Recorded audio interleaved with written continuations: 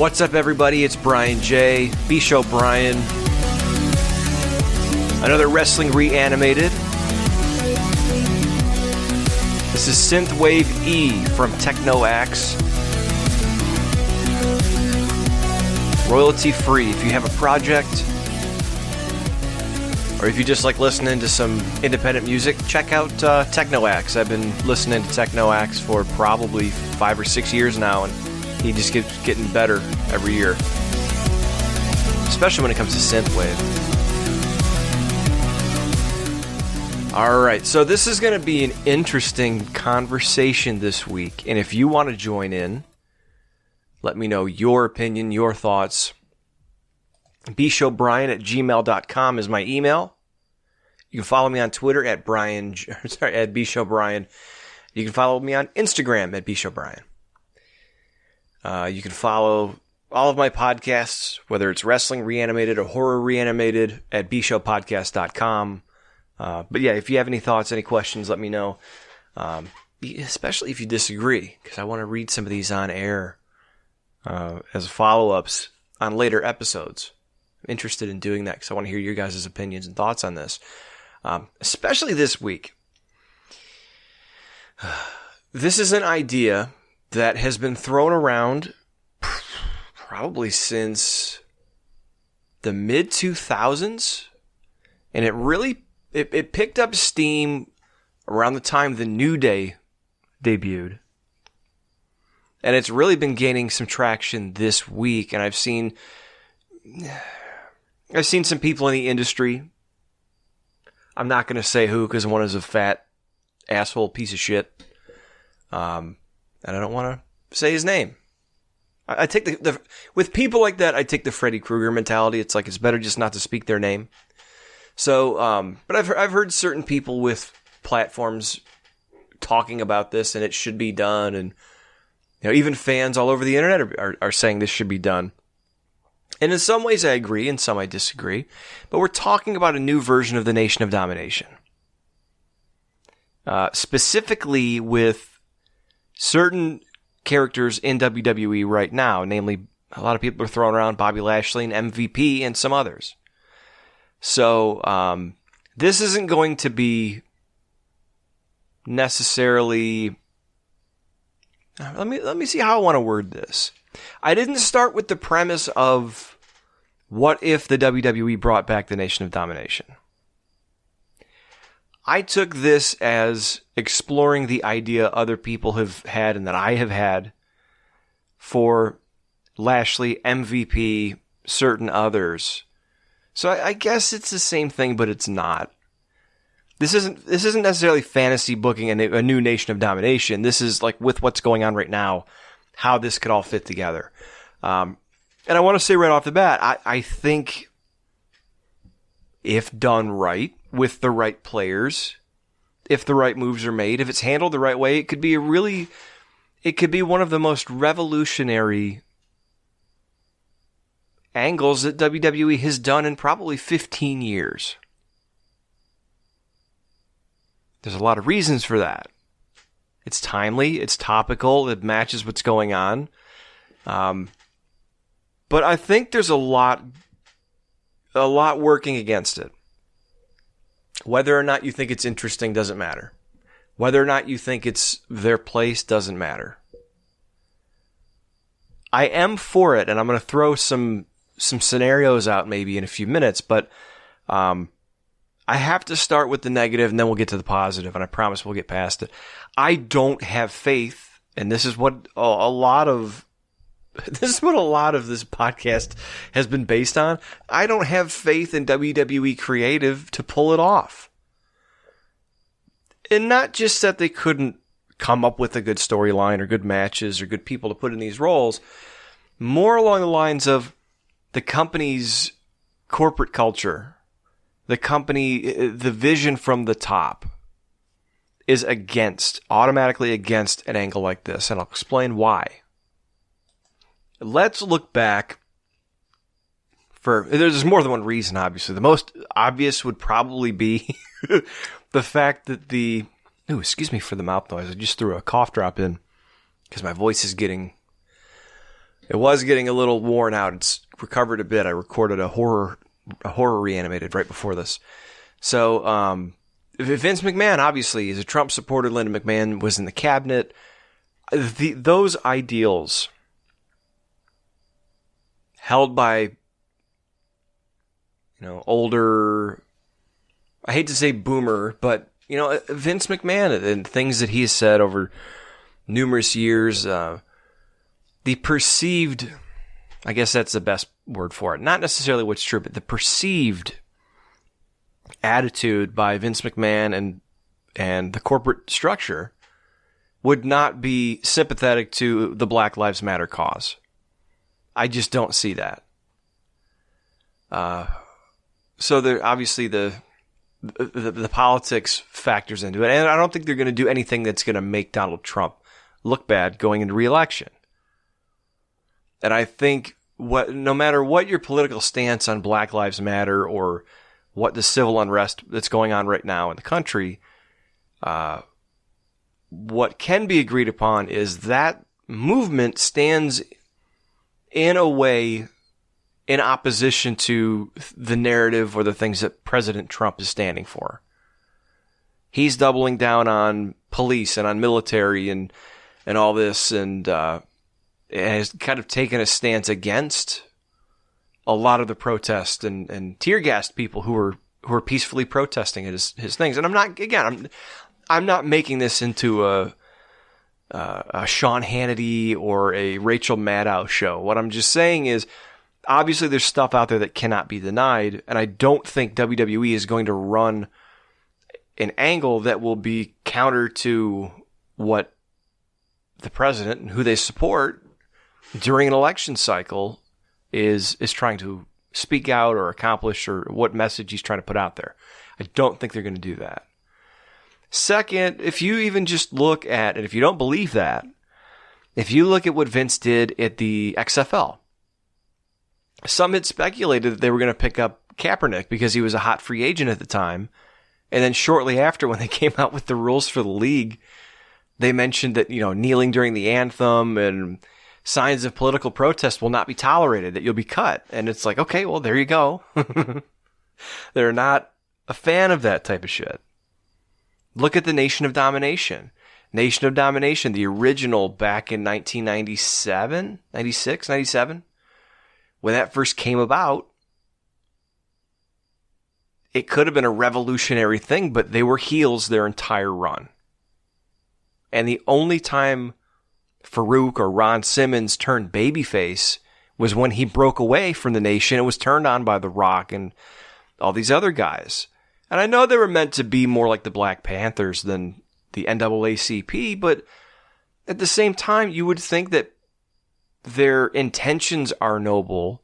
So if you have a changeover in leadership, maybe you would have a contingent that stands for the same things except has a different agenda, which I'll get to that with Lashley here in a minute. So I don't have, this isn't just from a creative standpoint. This is a company-wide political standpoint.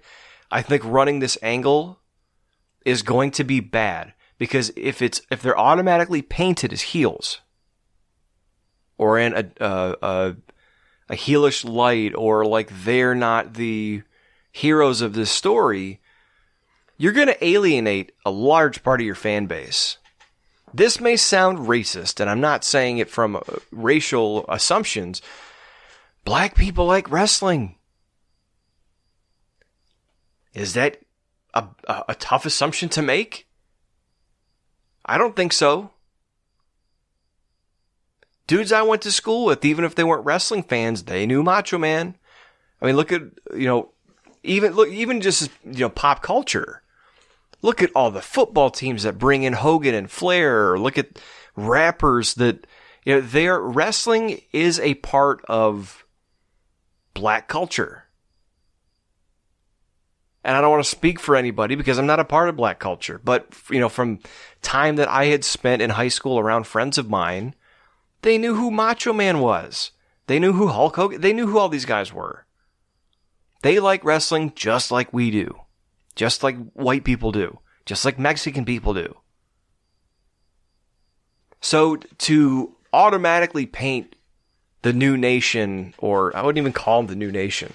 That's another negative. Anything new is not good. The new heavenly bodies, the new rockers, the new blackjacks. The new thing doesn't work. It's never worked in wrestling.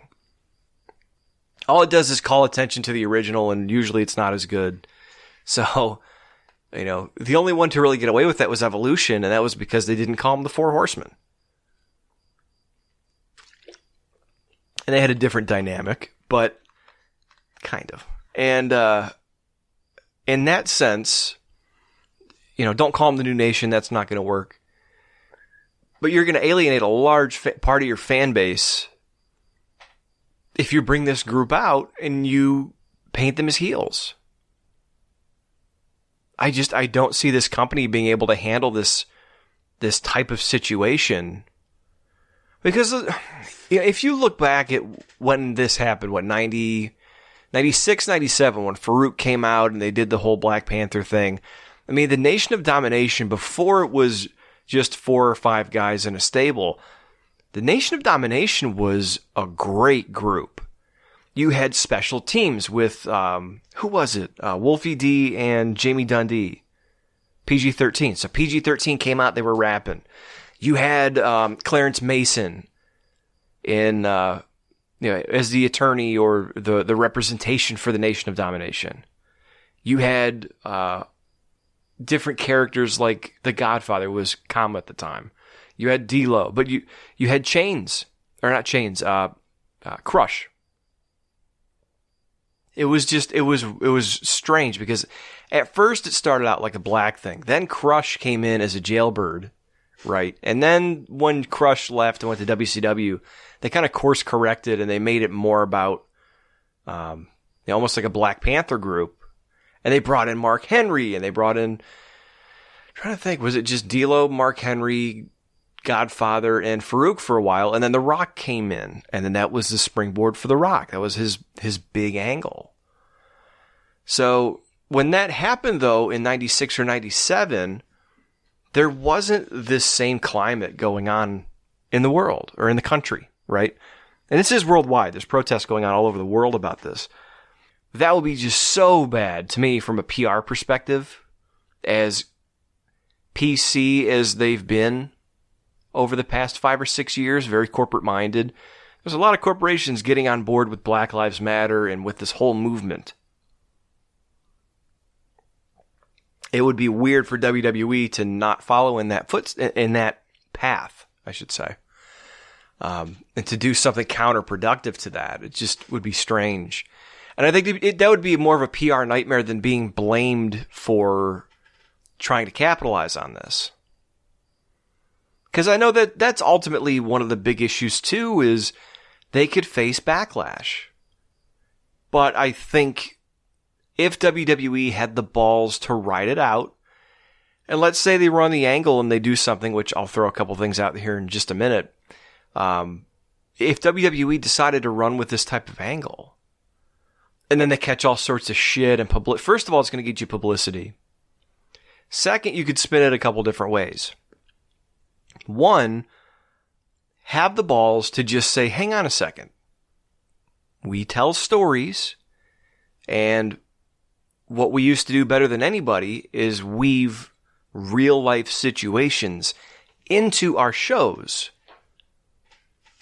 And you get people to think about it, or they'll relate to it differently because this isn't just an unnamed person. These are characters that they've been following. Like we make movies, Vince said, right? Hang on, let me do the Vince. My water bottle. We make movies. It's horrible. Voice is blown. We make movies. Sorry for the gross out moment. I had to do the Vince. We make movies. We're like a sitcom, a television. We're like a drama. We're like a live action drama. So we're going to incorporate this. We're going to do it. And I have someone get out in front of it from the company and say, we've wanted to do things for a while that tackle some more serious issues that affect us all. Wrestling has always been a morality play, good versus evil. what better way to get back to those roots? And again, they would never do this because it's WWE. But, what better way to get back to those roots than to do something about what's currently going on right now? Because with coronavirus, they've ignored it. The current situation, no, it's coronavirus. It's a pandemic. The current situation, no. People are contagious. What the fuck? So, same thing with this. We can't ignore this. We can tiptoe around coronavirus. We can't tiptoe around this. Excuse me. Drinking coffee at 1 a.m. Sometimes I tend to burp a little. So I think if you get in front of it and when you start getting backlash from companies and say, oh, this is just another publicity stunt, have Stephanie McMahon use that vagina. Use the clam to be to be abrasive about it. Have Stephanie McMahon, who is a high-powered female executive in the company and the brand ambassador, step out in front of it and say, look, a lot of companies like YouTube or Google, and again, they're not going to piss off any sponsors, but there are a lot of corporations who are sending out messages of support, but we are in a unique position to really do something about this. This is a way through, and this is another discussion for another day, but, entertainment is the new, what do I want to say? Legends, myths. People used to learn through myths or legends or religion. Now it's through entertainment. The social moral compass, in a way, is integrated with entertainment. And telling tales and stories. It's the John Carpenter thing, man. Is horror any different, horror movies, any different than the shaman in olden days sitting around the campfire talking about the evil out on the horizon or within your heart? I mean, that's what entertainment is. It's a modern day version of trying to wrap your head around what's going on in the world, or in a lot of cases escape it. So, and I would just have Stephanie McMahon step out and say something like that. Like, we can't ignore this. And that's part of the problem. We've been ignoring this for years. WWE, as I said this, I think I might have said this to Drew Yari last week. So if you didn't get a chance to check out the Invasion stuff, there's a 2-parter with Drew Yari. We're going to do more soon to kind of get back to some more idea type things, pitch room type thing, as opposed to just kind of reading through where our heads were at, which I think we got kind of off track a little. But look for that. Check him out, DrewYariShow.com. So they did the Nation of Domination angle, 96, 97. Farouk came out. He cut a promo and Vince McMahon. He said, I was the first black heavyweight champion. We haven't had one here. And since we've had The Rock, we've had Kofi, some people don't accept that. We've had Booker T and Mark Henry as the world champion, which has, no matter what they say, always been their secondary title. But there hasn't been really much improvement since then. And then the way Kofi lost it, which I understand it is wrestling, it was intended to get heat, but for the guy who was seen as like the first black, like straight up black heavyweight champion of WWE to be bitched out in a second by Lesnar, I do understand why people were pissed about that. And some people think that hurt that reign much more than him having the reign and having those good matches. And the WrestleMania moment against Daniel Bryan, I can see that. A lot has not been done to improve that situation. They've recruited a lot of black guys, but there's been a lot of there's been a lot of racial insensitivity still in the way that they present people. And what I'm going to do is go through the roster in a minute and talk about people that could be used to really launch careers or do something special with it if they did decide to do this type of angle. But no, just deflect it by getting out there with Stephanie McMahon and saying, hey, we can't ignore this and we're going to do something about it. we're in a unique situation, much like a Law and Order, much like an episodic drama, to be able to present this in unique ways and let people, sort it out without telling you how to think. It's just that whole, I'm going to present it to you and talk amongst yourselves, right? The old coffee talk thing. So, and also you could say, we're also, as a company, during this time, making a huge donation to the United Negro College Fund, or, really, they did the Be a Star and the anti-bullying, and that's a lot of their own in-house stuff. It's the corporate PR machine. Align with, look at the top 5 nonprofits that support black culture, black families, whatever, and partner with some of them. And say this is a new day. We realize there's been some really, really horrendous things that have still continued to happen. We need to partner with this or that and do more in the community.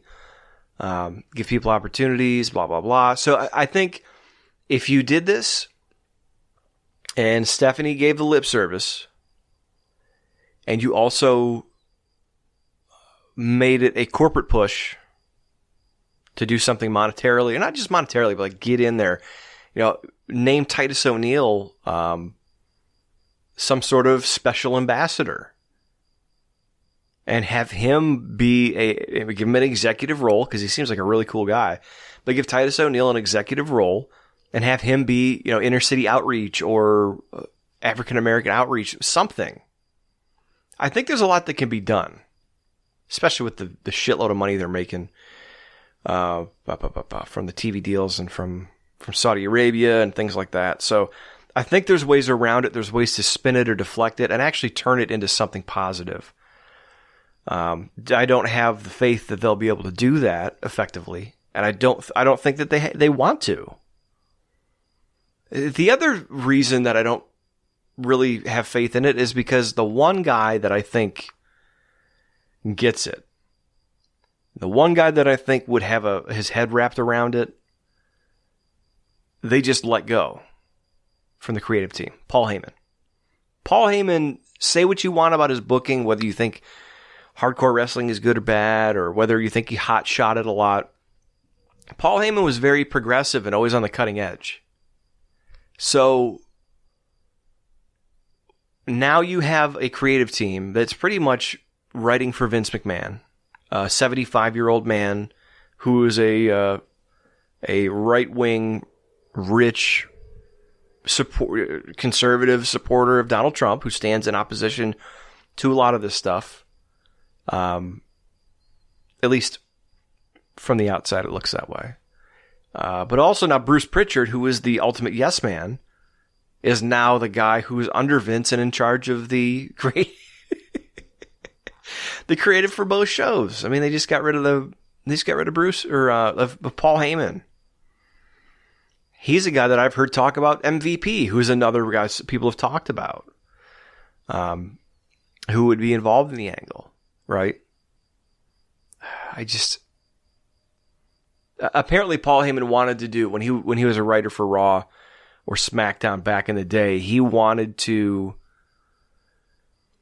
do something between MVP and Jack Swagger.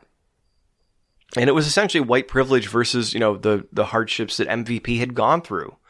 And if you have never heard of what MVP's road to wrestling was, very similar to Booker T. Early life of crime, he landed in jail, and then ended up, turning his life around. He ended up learning to wrestle when he got out of jail. There was a show on Vice, the Vice TV network, about that, when they were running not Beyond the Mat, not Beyond the Ring. Anyway, they were highlighting certain people in wrestling, and MVP was one of them. All right, let's look at this now. I think I've gone on and on enough about the negatives and why I don't think it could happen. And I really wish I had someone to bounce this off of. John Draper was going to be here this week. He had a family thing come up. John Draper from Wrestling Soup. Follow him on Twitter, JONDRAPER, and follow Wrestling Soup at Wrestling Soup. But he had some family stuff come up. We were going to talk about something kind of related. What's the word? Adjacent. BLM adjacent. It wasn't really Black Lives Matter. It's just with the current political climate and the trend of social justice and wrestling and entertainment. Like, what if a company had the balls to really go for something and be edgy and cutting edge, and what would happen and how that would fit in, people that would be perfect fits for that. So, I figured this would kind of be related, but unfortunately, John couldn't join us this week. So next week, hopefully he will be with us. We'll do that. Him and I end up talking, so maybe that'll be another two-parter. So this, not to take anything away, it would be very easy. Here's another reason I wasn't really a fan of doing this. WWE has a tendency to just throw people together. To get a couple black wrestlers, throw them together, pal. They get some luchadors, throw them together in a tag team. Lucha House Party, right? It's just not... It's very lazy. It's very lazy. I wouldn't call it racist, but in a way, it's like, all right, put them together. Why? Because they're black. And I've seen people say that online before, too. Certain Facebook groups I'm a part of. Every once in a while, people will say, how about this group? And it's all the black guys. And someone will be like, okay, that's the only idea you ever have for us, is just to put us all together. It kind of makes sense when I hear it that way. So I'm kind of reluctant to do that. But in this case, I don't even know if I would do a Nation of Domination. I'd probably just do, a couple guys and maybe some angles, because you have a number of black talent on the roster. You've got Apollo Crews, you've got the Street Profits, you've got the New Day, Sasha Banks is a tag champion, you've got R-Truth, Keith Lee in NXT, current stars. Let's see. Oh man, it brought up all the NXT too. Come on. Apollo Crews, U.S. champion. Bianca Belair. Oh man, she's just such a cutie. Bobby Lashley, Booker T's a correspondent. Cedric Alexander's still there.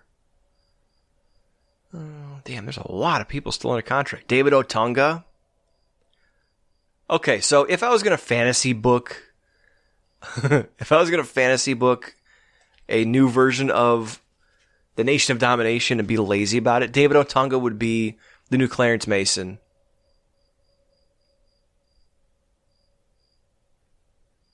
Let's see. Then you'd obviously put Bobby Lashley, MVP. Yeah, MVP would be the mouthpiece and kind of the elder statesman of the group. Bobby Lashley would be the guy.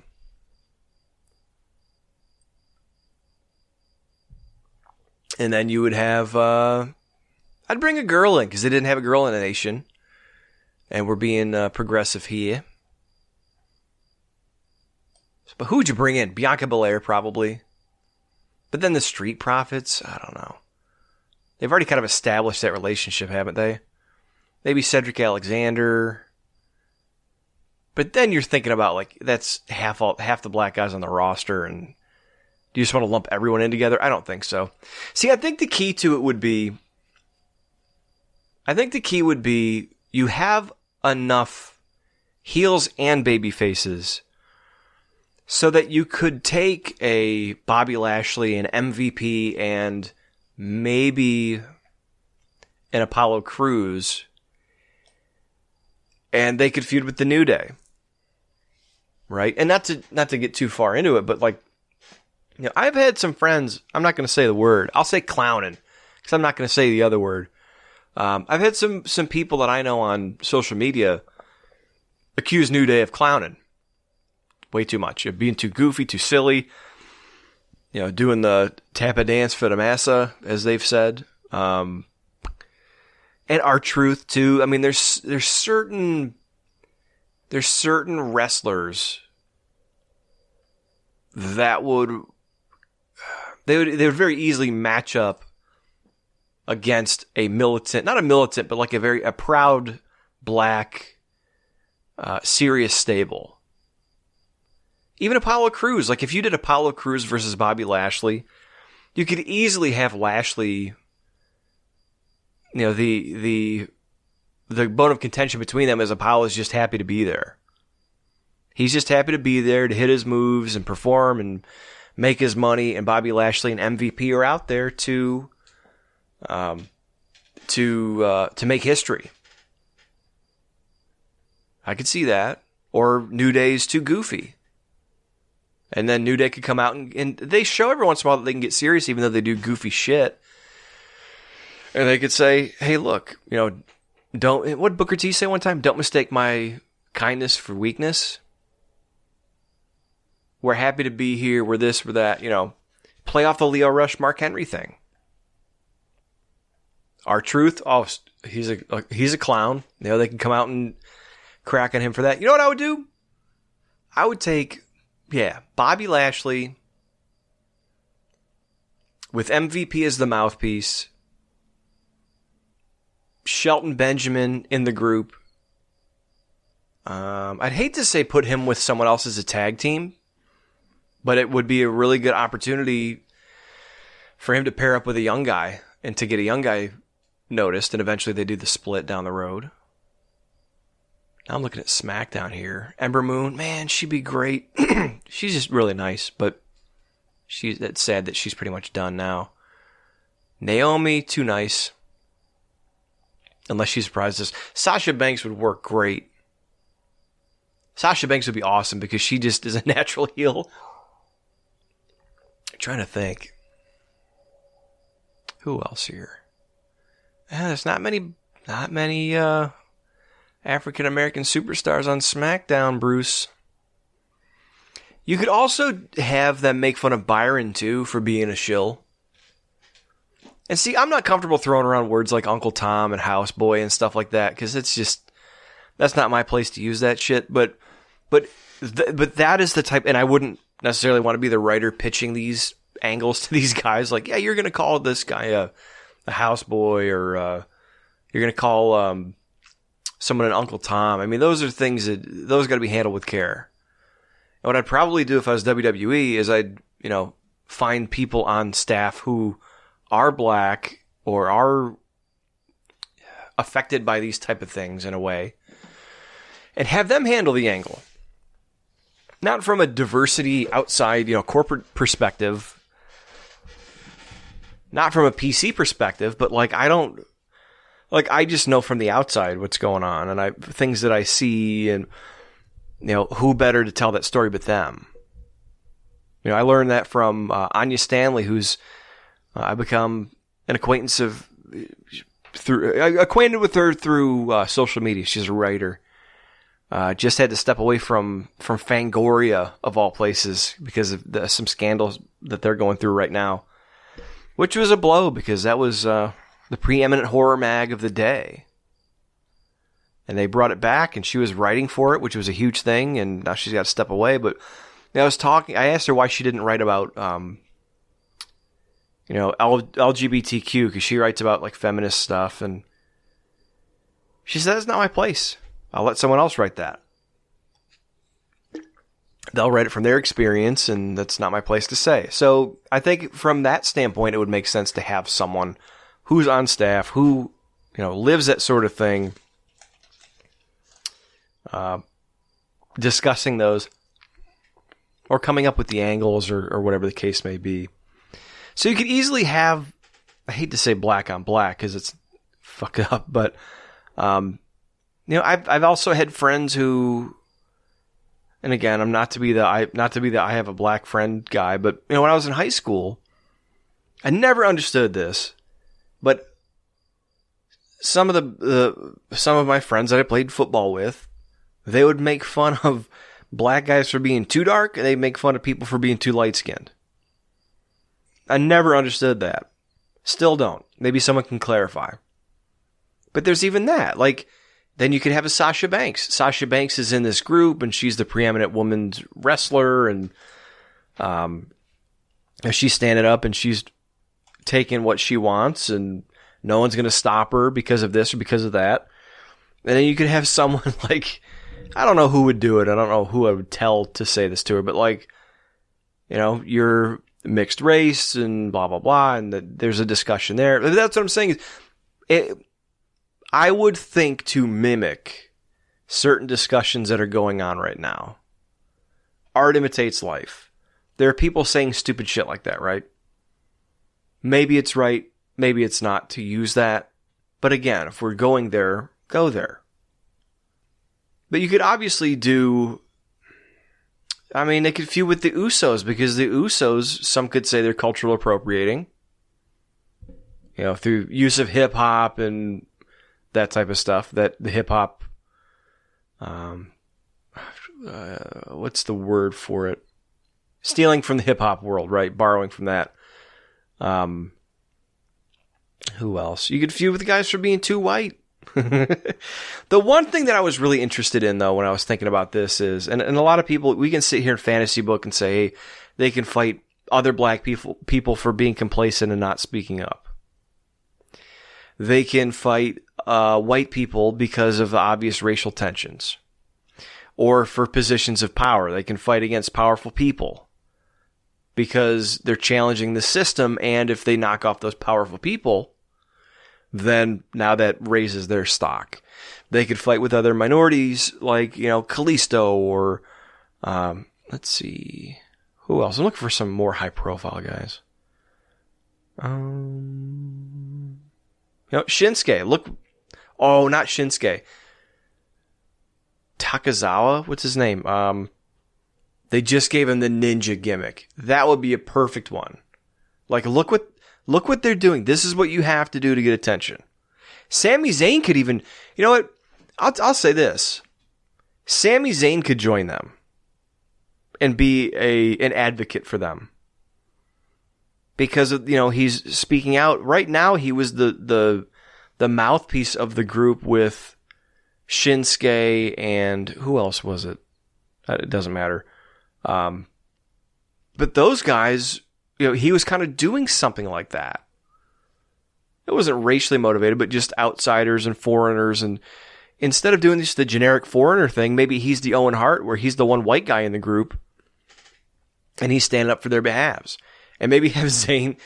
I could see WWE. It would be terrible, but I could see WWE making Zayn play like the Gen Z or millennial hipster, white martyr, white guilt person. I could see that. I don't think he'd go for that though, because he'd undermine it. But the one thing that I thought was really interesting was Mark Henry a couple months ago when he and Leo Rush were going back and forth. Mark Henry talked about the Black Delegation. And the Black Delegation is a group of black people from the wrestling business. It's almost like an Eagles club for black wrestlers, right? Your local chamber or Rotary Club. But it's, you know, they speak on matters, they get together, they meet, they hold, you know, there's a certain amount of respect between these guys. I think he mentioned like Booker T and Ron Simmons and others that he's organized this with. It would be interesting with Henry going public with that. If you had a group, let's say you had a group and it was, I'm going to write this down just to keep it straight. Let's say you had MVP as the talker and you had Lashley as the guy and you had Shelton. You know what would be interesting? If they feud with New Day and either Big E or Xavier Woods switches sides. I could see Xavier because he's a legit like doctoral candidate. So that would be good. You would have, you know, here's this young, intelligent, educated group of young men who are standing up. And I hate to, I'm starting off from the assumption of a heel group in some cases with these angles because just naturally what I think WWE would do. I think this could be a great babyface group. So again, I don't want to paint this in a negative light, but that was the original Nation. That's what WWE would do. But you could have a Byron Saxton on commentary, speaking for them. You could have, or David Otunga. He's done commentary before. And if he's playing a character, he doesn't have to try to be serious announcer guy and do, play-by-play. He's playing a character on commentary. Almost like when Heyman was the announcer, the color commentator for the Alliance. Same thing. He doesn't have to be, he was great. Doesn't have to be great. He's playing a character. But yeah, who is the other one? So, maybe Xavier Woods. I would like to see Big E, though, break out. Although I think with Lashley there, that's the one powerhouse. So maybe Woods. So Xavier.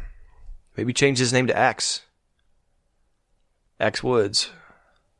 Go back to Raw. Let's see. Akira Tozawa, who I was talking about. Made him a ninja. Street Profits would be interesting.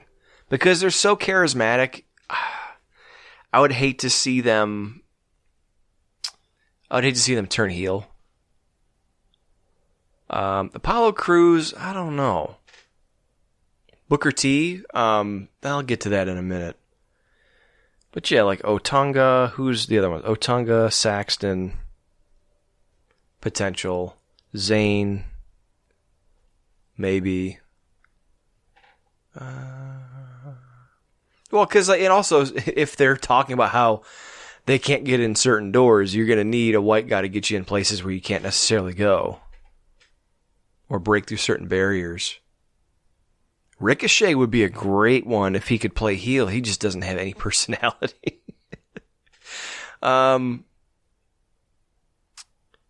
Yeah, I don't know. I'm not seeing anybody else really from Raw that would fit in with this group. So MVP, Lashley, Shelton, and Xavier. That's a good group to me. Let me go to NXT and grab potentially somebody getting called up. Because that'd be a great opportunity for someone there, too. I would hate to put Velveteen Dream there. What's his name? Stokely Hathaway. I don't know his name in NXT. But he would be a great manager type. Although I think they already had that covered between MVP and maybe Otunga being an extra. Malcolm Bivens, that's his name. Mercedes Martinez. Man, talk about... Hang on, that's another one. Instead of just leaving it a black thing, it's not just a black thing. You could have Mercedes Martinez as just a rough ass kicking chick hanging out, or Mia Yim. She's a good baby face though. Let's see, who could we call up? Yeah, I'm not a fan of putting Velveteen Dream in there with them. I'd say maybe a Mercedes Martinez. Mia Yim, but I think she's a great babyface. I like Keith Lee too much. If it's going to be a baby... I think Keith Lee stands on his own merits. I don't think Keith Lee is the type of guy for that angle. He seems to transcend that sort of thing. Whereas a guy like Lashley... And then it's not a knock on Lashley. Maybe Swerve Scott. I don't know. But let me clarify this. A guy like MVP, a guy like Lashley, Shelton, and also Xavier, they're all established on the roster. More so the three guys like Lashley, Shelton, Xavier. They're established already. They've been painted with a certain brush already. So this would be a new coat of paint for them. And it would be something to hopefully get them to that next level. Whereas if you bring in someone like a Keith Lee, he's brand new and he's good and he's exciting. So you don't necessarily want to... I wouldn't want to put him there, but I guess you could as like the new young powerhouse guy. Bianca Belair makes sense because of her character and her attitude. The EST of WWE. That makes sense to me. And she's on Raw now. Cedric Alexander's too goddamn nice. Same thing with Ricochet. I would say Ricochet, bring him in, but I just don't think he's got that personality in him. But no, I mentioned the Black Delegation. If you had MVP, like, MVP has a great story, and you could have a guy like Booker T or a guy like Mark Henry come out and be like, what are you guys doing? Right? And I've got what I thought was a really good idea, which I'm going to drop in a minute. I'm just going to get into this. Well, we're almost done here, but this is my favorite part where I get to just kind of shoot out like matches and angles and stuff. Let's say you start with MVP and Lashley, and they walk out, 4th of July is in a couple weeks.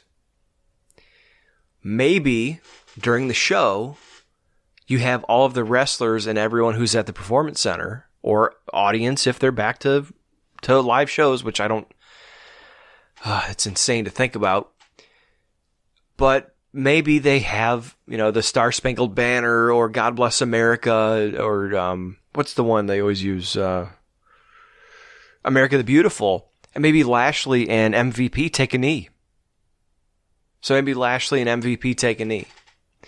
And play it off like it's just legit. And maybe play it off like, the bosses are pissed or wrestlers are pissed or whatever the case may be.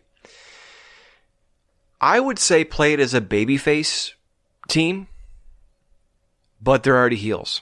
And there would be no explanation other than, we're babyfaces now, right? It would be out of character for them to do this and not have it be a heel way.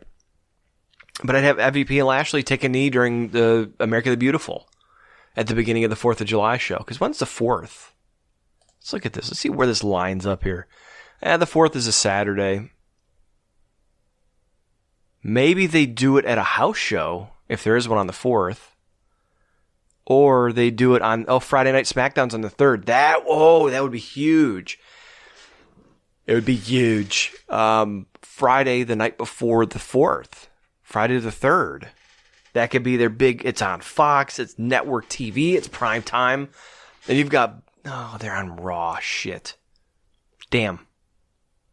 Or maybe, the Monday Raw after the 4th. Have the big celebration. This is our big 4th of July. And Lashley and MVP take a knee.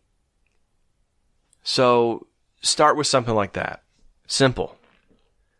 And then maybe when people ask them about it, the announcers, whoever it is, they're asking people about it. And maybe Lashley and MVP don't answer. They specifically don't answer. And I guess the issue would be, we don't have to speak. It speaks for itself. Everyone knows what's going on. Dave Chappelle's, 824? He said that too. People are saying, why aren't people talking about it? And Chappelle was like, we're letting the streets speak for themselves. What else am I going to say? People are looting and rioting. What am I going to say that's going to be more impactful than people, than the street speaking for itself, right? Sorry, as I get more comfortable here. So either they could say nothing, but maybe, they get challenged by someone and MVP comes out and cuts a promo, or maybe they're going to be fined and they keep coming out and they're interrupting matches and beating people up. They're taking the mic when it's not scheduled and they're cutting promos. Yeah, so maybe the not speaking thing wouldn't make sense. So they're going to be vocal. It's MVP. So maybe they come out and they're cutting promos and, Maybe Lashley is just throttling people, and you have MVP cutting promos over that, right? Maybe you start out with them as baby faces. Maybe you have Lashley and MVP come out, and MVP says, maybe they take the knee, they get flack, then they come out to explain themselves, and someone comes out and challenges them. For the first time in WWE, I would have MVP either unzip his gear. Hang on, guys. Either unzip his gear down, to show his chest tattoo, which I believe is Malcolm X. Is it Malcolm X? Let me check this out here because I don't remember for sure. But yeah, MVP. This is interesting. This I did not realize because I forgot. MVP's dad was a cop. He joined a gang when he was 12. Did juvie. He was robbing and kidnapping. Started prison at 16. 18.5-year prison sentence. He did 9.5 years of an 18-year prison sentence. Converted to Islam, and that's why he has the tattoo that they never let him show. I would have him pull it down. And if someone's out there challenging him, maybe a heel, have him challenge him. And he pulls it down. He says, look, I wear this because it reminds me every day of the mistakes I made. And I've fixed my life and blah, blah, blah. And have them turn babyface, right? You could have them turn babyface. You could have them a heel group. But, at whatever stage this is, maybe the babyface turn, have MVP just cut a heartfelt promo. My dad was a cop. I love my dad. There are good cops out there, but this is about more than that. This isn't about police officers. This isn't about this. It's not about that. This is about, standing up and taking control of your own destiny, not letting anyone stand in your way, blah, blah, blah. And again, I'd let him speak that and write that, whatever it's about. The Lashley thing, you could easily turn Lashley babyface, and I know I'm kind of getting lost here because my whole mindset, because I was thinking Nation of Domination was heel, but now I'm thinking of him as babyfaces, and it's kind of blowing my shit here. But maybe Lashley, maybe they explain, maybe MVP explains for him because Lashley's not the best talker. Maybe they explain, look at Lashley over the past few months, the past few years. He's running around with Lana, which was another man's wife. He's trying to steal the WWE title from Drew McIntyre. Steal the title. He's not a thief. He was and maybe not the whole I became a stereotype thing, but maybe challenging for the title showed Lashley the error of his ways. Although I see Lashley more as an ass-kicking heel. Benefit of the doubt here. If it's a babyface, just have him say, look, the chase and being so close to the title made me want it more, and it made me want to earn it. And I hate to relate it to this, but Major Payne, go steal the trophy. Then he calls the Commandant and, now that you saw it, did I make y'all want it? Y'all want to earn it. That's a terrible Damon Wayans impression. But I think you guys get it. That's what I'm saying is, this has changed Lashley. Everything going on has changed Lashley. So you can keep him heels, and you can slowly do this and have a heel angle, and then I think that would make sense in a sense because you could always have Lashley sees the error of his ways, and then he feuds with MVP or Shelton or whoever, and then you've got two factions. And I do have an idea, too, about that. But now you're telling it from both sides. You have the angry militant group, the heel group, and you have the babyface group.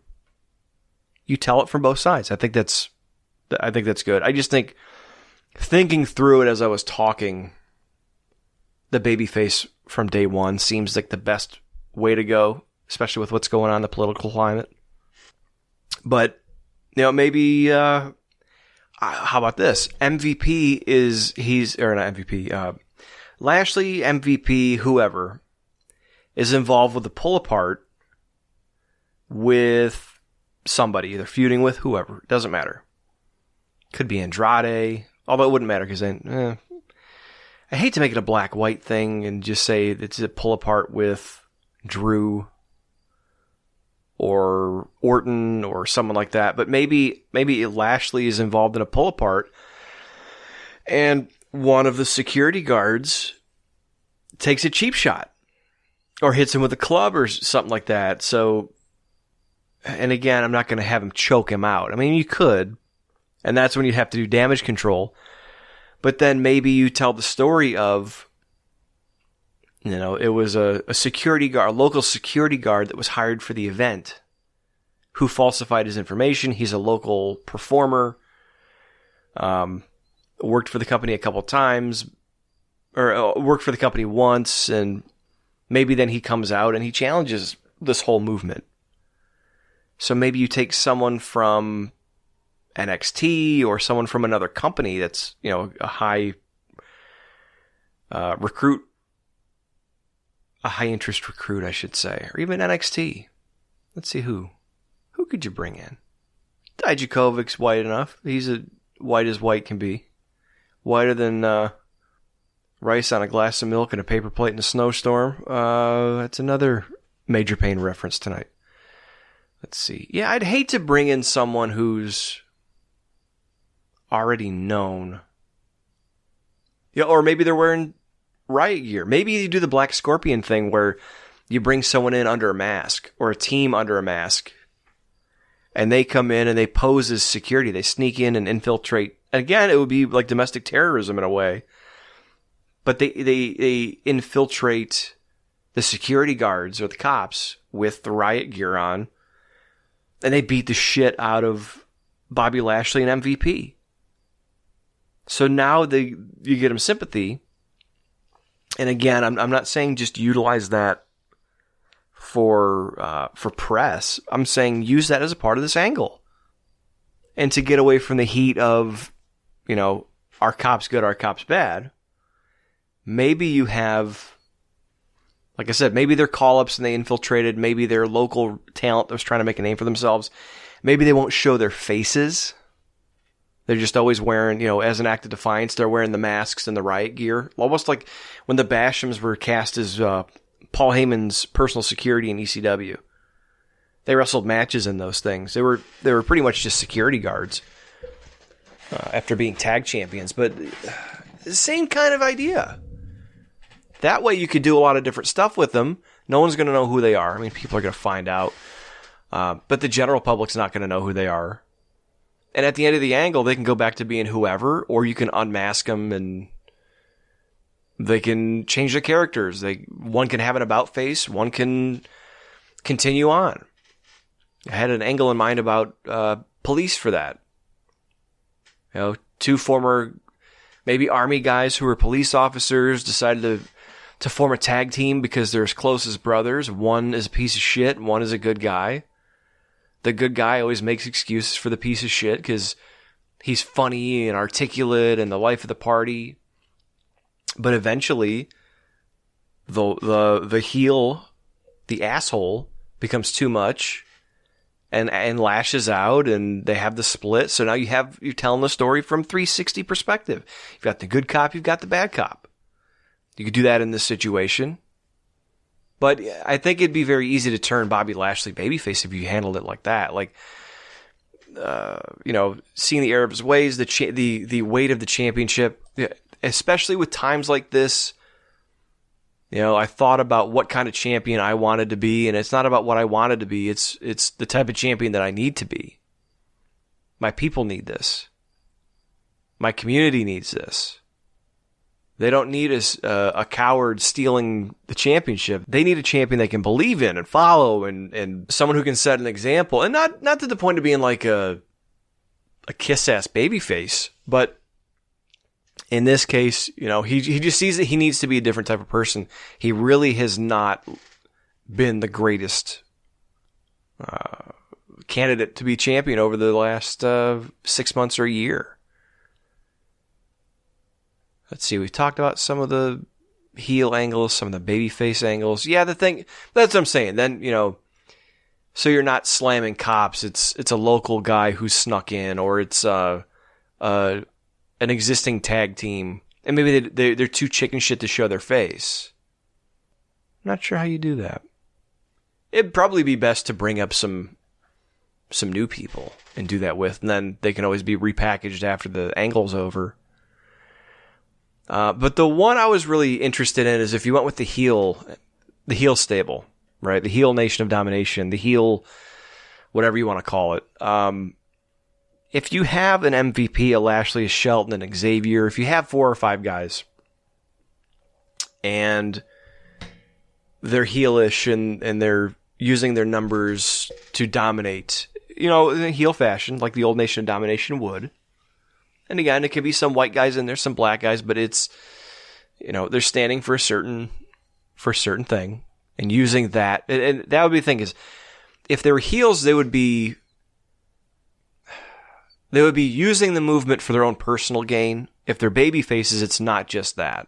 They're trying to help everybody. So I think it's pretty obvious, but I felt like I had to say that because some people may not understand. But if you have this heel group, maybe Sami Zayn is talking for him or is a part of the group, and you've got MVP. Yeah, see, Sami Zayn makes a lot of sense in that group. And maybe MVP is the wrestling manager, since he's not in his prime physically, but he's still a good talker. So maybe you've got Zayn, who can talk. You've got Xavier Woods, who can talk. You've got Lashley and Shelton, who can go. I mean, that's some decent workers right there. MVP's a good talker. Lashley's all right in the ring. Shelton Benjamin's fantastic in the ring. Xavier Woods is pretty decent in the ring, and he's a great talker, and Sami Zayn is both. So, there you go. And that way, again, it's not all just a black thing. It's the movement, which is why you include a guy like Zayn, because in that, he's fitting in with what he's currently doing anyway when he comes back. It's the social activist type thing. But if you have a group like that, maybe whoever the delegation is, maybe it is Mark Henry, Booker T. I don't know if the Godfather's in that group. I'm not sure who it is, but Mark Henry and Booker T, those guys can still go in the ring, right? They're still young enough to where they can go out there and they can have a match or two. I'm trying to think. I don't want to put people in there and name, because it's supposed to be just like I said, it's like a Lions Club, You don't know who's all in it, but he said it's an elite group of black wrestlers. So Mark Henry, Booker T, Ron Simmons, I think he's past the point of having an in-ring matchup. Let's see, Ron Simmons in 2020, what does he look like? I mean, he looks good, but I don't know. Maybe he could have that old Jimmy Snuka role from WrestleMania 25 where, he gets in there and does a couple things, but then someone takes him out. Which is a shame, because he was so fucking good. Yeah, he got in the ring and did something with Bradshaw. Maybe Devon's in it. I don't know. So maybe let's just say it's those four guys. Who knows? Mark Henry, Booker T, Ron Simmons. I don't know if Devon is an elite wrestler. I would say he is. I'd say he's a very talented wrestler. But Mark Henry, Booker T, Ron Simmons, Devon. Maybe you have a group of guys, 4 or 5, that step up to challenge these guys who've been running around acting like heels, and talk about this. And you have it start with a Mark Henry, or maybe Ron Simmons is honored, and they come out and they challenge him. And you came out in 1997 and told Vince McMahon to his face that you were going to take the championship, and he didn't do this and didn't do that. Whatever happened to that? The Rock came out and won it. You never did. You let everybody down, blah, blah, blah. That's why The Rock kicked you out of the Nation, because you weren't. But whatever the hell. Let the wrestlers figure this out. I'm just talking ideas here. But to me, that was interesting, is if you took certain guys, Mark Henry, Booker, I know I'm repeating myself now, but Mark Henry, Booker T, maybe a Devon, if he's still in ring shape.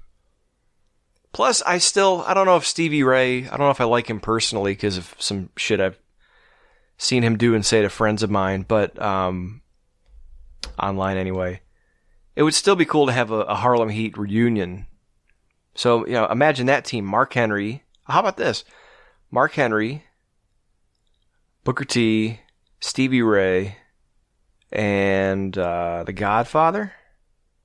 Yeah, I don't know if The Godfather can still go. Every once in a while, he teases a Papa Shango return, which is funny.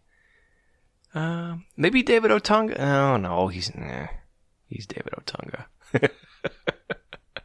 Oh, okay. New Day. Maybe that's where it transitions into the New Day.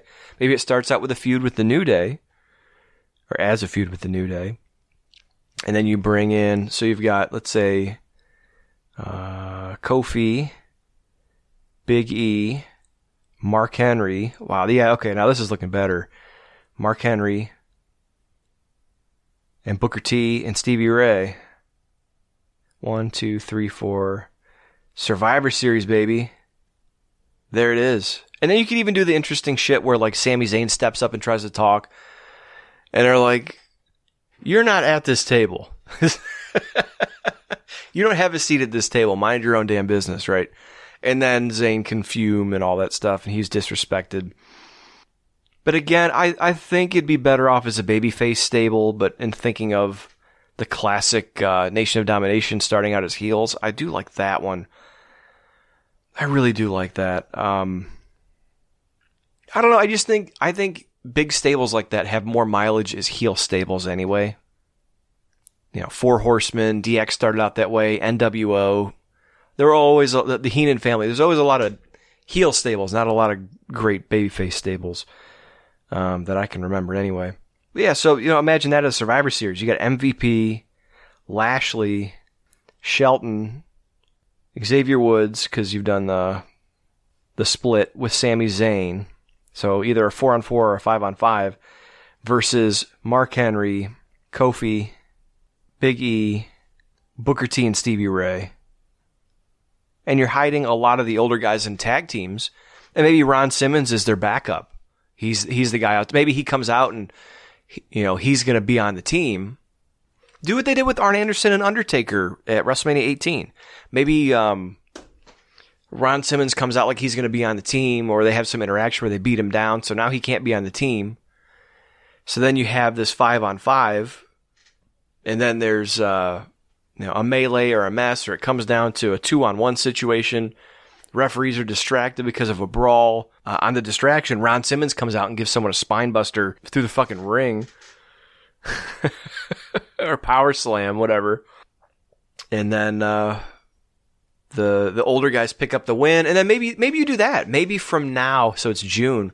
Maybe from June through Survivor Series, you play with the group where they're not really heels, but they're being received as heels because of the tactics they're taking, and because any revolution, and maybe that's why it makes sense, any revolution always starts out kind of messy. Every movement like this, you're challenging the existing power structure. You're challenging the authority. So you're going to rub people the wrong way, even if your intentions are good, and even if you're the baby faces of the situation.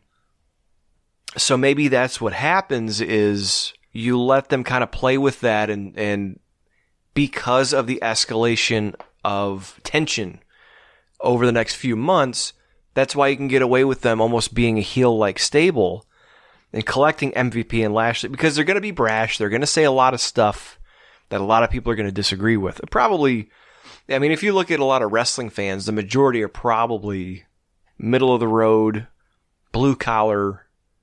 And I know earlier I said they would alienate a large part of their audience if they just made these guys heels. But there are a lot of classic wrestling fans that are white, blue collar, middle of the road. Probably Trump supporters. Nothing wrong with that. Just saying. So you got to be careful. But that's where you tell the story. That's where you have these 30 people that they have on staff.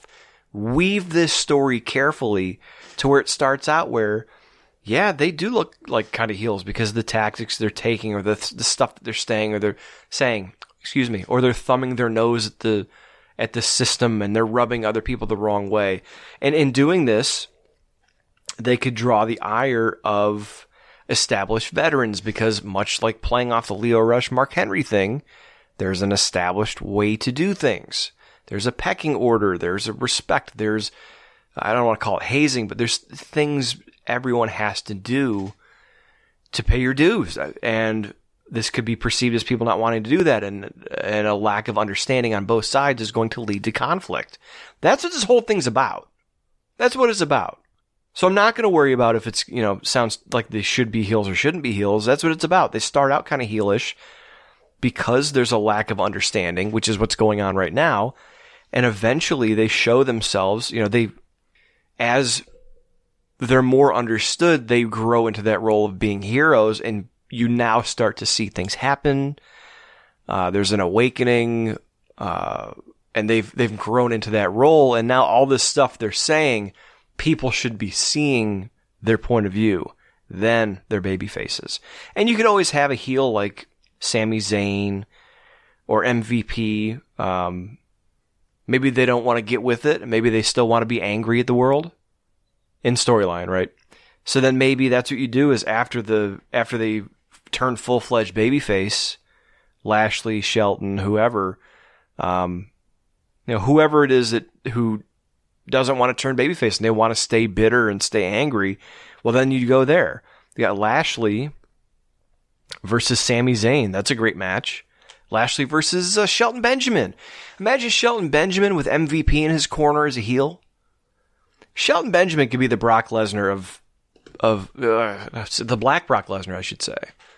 Lashley could, but Shelton Benjamin is just a freak of an athlete.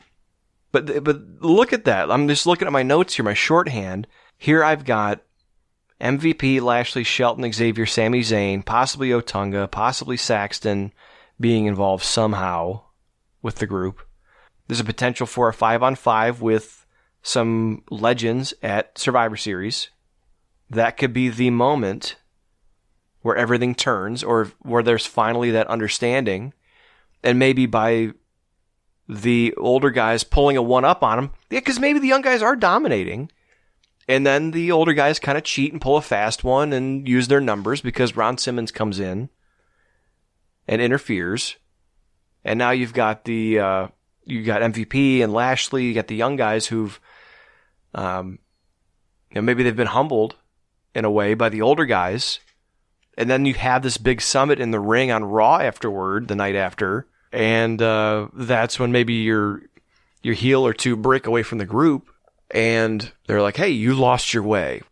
MVP and Lashley turn babyface. Zayn and Shelton stay heel. You could have Xavier in the middle, like stuck in the middle. Because he just left the New Day, right? Xavier left the New Day, and now he's like, what the fuck do I do? Like, I see both sides. I don't want to take the foot off the gas, but I also don't think we should drive the car through the front window. So then you have a feud maybe going into WrestleMania where maybe you've got... so Xavier, if Kofi and Big E were involved in the big 5-on-5, then yes, that may be where Xavier Woods makes nice with those guys and maybe joins back up with them. I don't know. But then he's still maybe trying to patch things up between MVP, Lashley, Shelton, and Zayn. And so maybe... okay, so Lashley, after that, maybe you have a match in December. Okay, MVP and Lashley in December. And again, I'm not fantasy booking everything. It's hitting me. MVP and Lashley versus Shelton and Zayn in a tag team match. And then Bobby Lashley goes to the Royal Rumble. And maybe he starts out at 1. Because maybe he's pissed some people off and rubbed people the wrong way. And maybe because of all the trouble that he and his team had started over the past 6 months, maybe there's someone in charge who's not too thrilled with that. And maybe, have some, maybe not Triple H, but have someone come out, an authority figure, and be like, look, you said a lot of things about this company over the past 6 months. Caused a lot of grief for a lot of people on the board of directors. They're not happy. If it was just based on your athletic ability and you're this and you're that alone, we would have no problem with you being the world champion and representing this company. But you've made it very hard for us to get behind you, which may look bad on the company, so maybe you don't do that, I guess. But the idea is, what I was trying to say, is that Lashley would have a reason to enter at number 1 at the Royal Rumble. And similar to Brock, I'm not saying that he would throw everybody out like Brock and he'd be the only guy in the Rumble. I don't want to repeat that again. But I'm just saying he has an impressive showing, goes through the Rumble, and maybe he gets screwed by a Shelton Benjamin or by another heel. And then maybe he has to go to, No Way Out, and win the championship or win the right to challenge or whatever the case may be. And maybe Drew McIntyre has, by this point, turned heel and feels slighted because, hey, he beat Brock, he slayed the beast, and now everyone's talking about this, And no one's talking about him. He's been an overlooked champion. Everyone's calling him a fluke or a failure, even though he did what nobody else could do. And I don't know, maybe now he's a heel, and you have in this whole time period, you've had the polls kind of reverse. You've now got Bobby Lashley as the babyface, and you've got Drew McIntyre as the heel. Or maybe Brock comes back. This would be interesting. Brock comes back, and the whitest guy of all time. And again, not to just make it a black-white thing, that was kind of a joke, but like maybe Lashley beats McIntyre, or maybe Brock comes back and kills McIntyre, or maybe you do that. How about that? If Brock comes back, beats McIntyre, and then Lashley wins the Rumble, you've got Lashley versus Brock, and then you've got a ready-made feud coming out of that with McIntyre challenging Lashley, because Lashley, and maybe the Lashley-Brock feud goes on until SummerSlam and then finally resolves itself as Drew McIntyre now emerges as this monster heel, and give him a monster heel push over the next 6 months to kind of regain that angry side. Or you could bring in Braun. Turn Braun heel and have him challenge Lashley. I don't know. I don't know what to do from there, but to me that would kind of make sense. But at any rate, I think it'd be a good road for Lashley to follow. Because let's face it, Lashley's huge. He's a great athlete. Looks like $1 million. If he's got someone talking for him and MVP could be a great heel, or a great mouthpiece and athlete combination. Then MVP is a guy who can still get in the ring and have those matches with him. Almost like the opposite of like a Mr. Fuji. Mr. Fuji used to be the manager, and every once in a while he'd get in the ring. Or Bobby Heenan, he'd be the heat magnet, and every once in a while he'd get in the ring. Well, MVP can still do that with Lashley from time to time. So, yeah, again, I'm not a huge fan of WWE doing this, because I don't think they would do it in the right light, especially with what's going on, and that could be a PR disaster. But, and I'm not saying my idea is perfect. I'm sure they could do, you could figure better things out.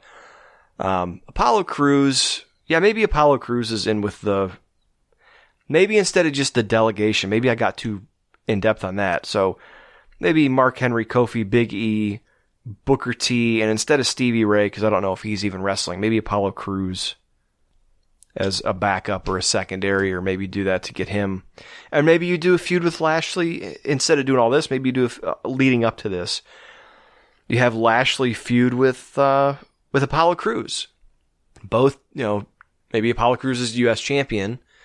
Lashley's pissed that he lost the WWE Universal title match. So now he's trying to go after Crews. And Crews is like, hey man, I won this. I'll fight you for it, but don't come at me. Don't speak all this brotherhood bullshit and then come after me because I got the title. Because you think you can just walk all over me. I mean, that could be interesting too. So I think there's a ton of different ways you can go with this. I think you can treat this seriously. You can do a lot of different things with it. I mean, you could use it as a breakout for Big E. You could use it as a breakout for MVP. You could do this to elevate Shelton. But you would essentially be taking, let's see, not counting the older guys like Booker T and Mark Henry. But you could be taking, or even the New Day, because they're already up there in as far as the company's concerned. But you're taking MVP, Lashley, Shelton, maybe Sami Zayn, and you're elevating those 4 or 5 guys. Let's not forget Apollo, so maybe 5 or 6.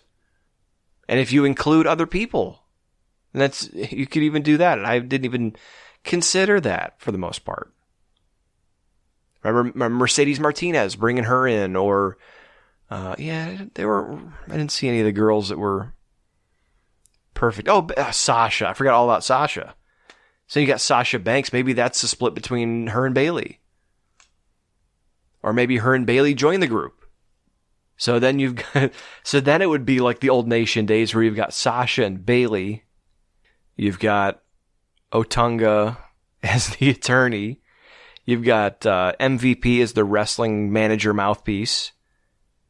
Yeah, then you got Lashley, Shelton, Woods, and maybe Zayn. I mean, that's a huge group right there.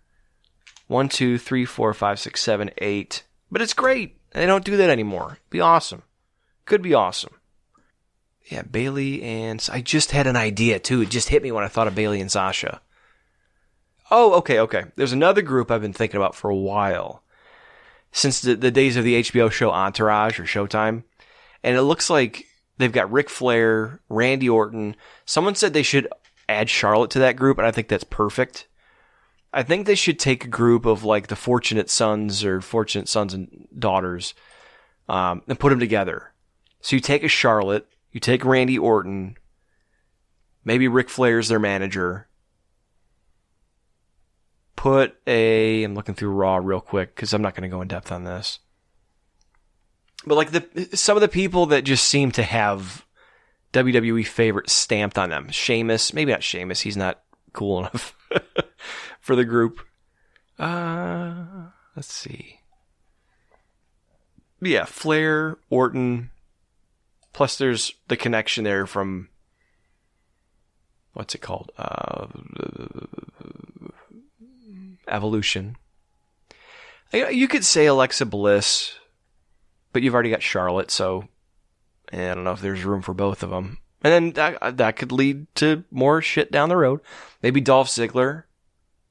Yeah, so you've got Dolph, Alexa. She dumps Nikki, or treats her like shit. Dolph, Alexa, Charlotte, Orton. Who else? Miz and Morrison could fit, but now we're starting to stable out a lot of people, and I don't know. Ooh, Baron Corbin. There you go. So now look at this idea here. Now you've got Corbin, Dolph, Orton. Who's another favorite son? You could throw Reigns in there, but they don't want to do that. Bray doesn't fit. Bobby Roode, there'd be something for him to do because he's a beautiful dude, right?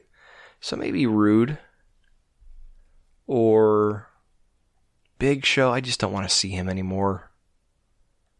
Fortunate Son. Who am I looking for? Who fits that bill? Jinder, I don't want to see him either. Who's someone that will always get the push? I think that's it. Roode, Corbin, Dolph, Orton. That's a... Wow. I think I booked the like Bizarro evolution right there. Bobby Roode, Baron Corbin, Dolph Ziggler, Orton for the guys with maybe a tag team, not a tag team, but Charlotte and Alexa as like the preeminent women of the group, the entourage. This is like the Velvet Rope private party VIP MVP group. So, and in that case, you could have Sasha and Bayley as a part of the other group with MVP and Lashley, and that turns them babyface, and then you have this elite 1%er group with Roode, Corbin, Dolph, Orton, Charlotte, Alexa, or whoever interchangeably to feud with these guys eventually. So maybe as I don't know. Whatever. This is whatever. Yeah, I think there's a lot they could do with it. A lot of different avenues and scenarios. Do I think WWE has the wherewithal or the attention and focus, the awareness to do it like this? No. I don't. But I think there's ways they could do it and get around a lot of the bad corporate juju with it. I think there's a way they could do this and position it as, the dawning of a new era. And they could, partner with, I see too much, partner with, charities and different things as far as outreach are concerned. And again, place a guy like Titus O'Neil in an executive position of outreach and as an ambassador. Because he already is an ambassador. Just, make this a specific one. and donate a certain amount of money. You know, let's say, hey, a certain amount of revenue that we bring in, you know, sell the t-shirts of whoever the guys are that are involved in these angles. You know, the t-shirts of the group, a certain percentage is going to go for outreach or school lunch or something like that. And there's a lot you could do with it instead of it, because the issue is people are going to look at it because it's wrestling as, oh, it's just those carny wrestlers. They're trying to get some PR out of this. And that's not, I don't think what I'm talking about is the aim. To me, it's a wrestling angle, it's entertainment, but it's also addressing things that need to be addressed through wrestling, which is the way wrestling had always done it in the past. WWF used to be really successful at that. So is ECW. But that's all I got tonight. I'm fried.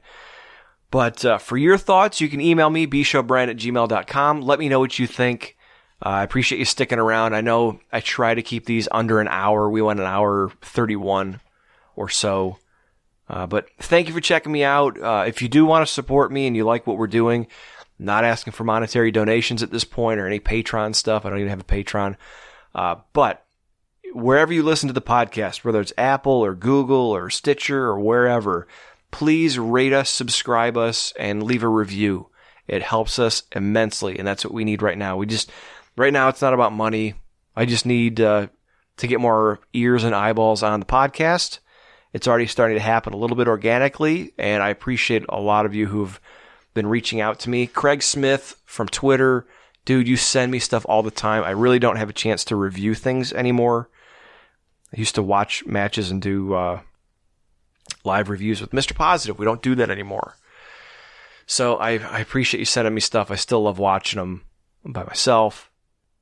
Yeah, go show Drew Yari some love. John Draper should be stopping by next week. More of the social type stuff, but in a different vein and a little bit more broad discussion as opposed to just wrestling, booking, or ideas. So my name is B. Show Brian J. Thank you for sticking around, and I will see you next week.